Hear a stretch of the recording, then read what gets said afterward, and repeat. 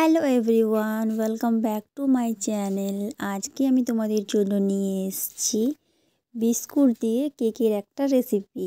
তো আমি এটা কিভাবে বানালাম সেটা দেখতে হলে পুরো ভিডিওটা তোমাদেরকে দেখতে হবে। তো যারা এখনও আমার চ্যানেলটা সাবস্ক্রাইব করোনি তারা প্লিজ সাবস্ক্রাইব করে নাও। তো দেখো, এখানে আমি নিয়েছি হ্যাপি হ্যাপি বিস্কুট। এই বিস্কুটটা দিয়েই কিন্তু আমি আজকে কেকটা তৈরি করব। দেখো, বিস্কুটটা আমি ঢেলে নিয়েছি।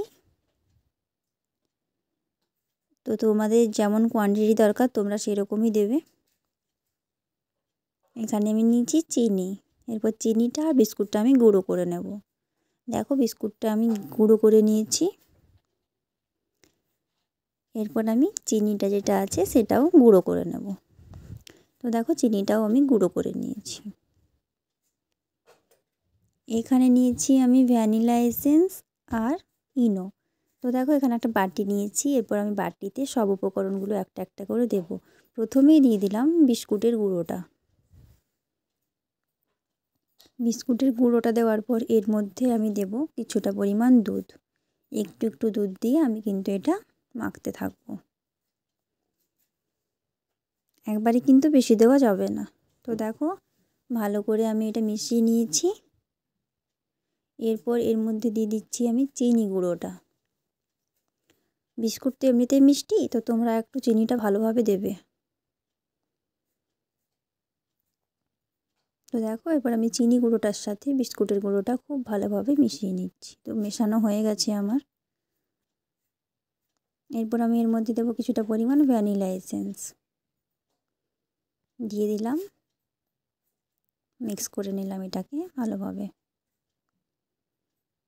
এরপর লাস্ট আমি দিলাম ইনোটা। ইনোটা দিয়ে কিন্তু বেশিক্ষণ রাখা যাবে না, ওই জন্য আমি শেষে দিলাম ইনোটা। এরপর আমি ভালো করে মিক্স করে নেব।